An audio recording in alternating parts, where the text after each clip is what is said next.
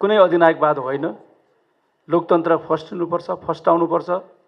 गणतन्त्रले आफ्नो चाहिँ प्रभावकारी चाहिँ सन्देश दिन सक्नुपर्छ।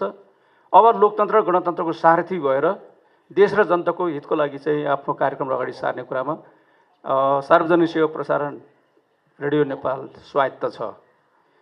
यो विगतको यसको इतिहास चाहिँ यो जहिले पनि सत्ताको एउटा पन्जाभित्र परेर अधिनायकवादीहरू आउँदाखेरि अधिनायकवादीकै गुणगान गाउने, लोकतन्त्र आउँदाखेरि लोकतन्त्रकै चाहिँ गुणगान गाउने खालको चाहिँ जुन खालको यसको भूमिका थियो आज त्यो समूल रूपमा परिवर्तन भएको छ र अब चाहिँ कुनै अधिनायकवादको चाहिँ यो ताबेदारी गर्दैन।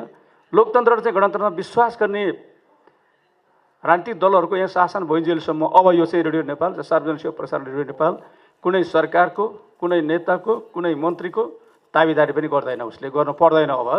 र उसले आफ्नो स्वायत्त भएर आफ्नो नीति कार्यक्रम अगाडि सार्ने, स्वायत्त भएर चाहिँ जनता नै हाम्रो चाहिँ मुख्य अभिष्ट हो, देश नै हाम्रो मुख्य लक्ष्य हो भनेर चाहिँ ऊ अगाडि लाग्ने कुरा हो।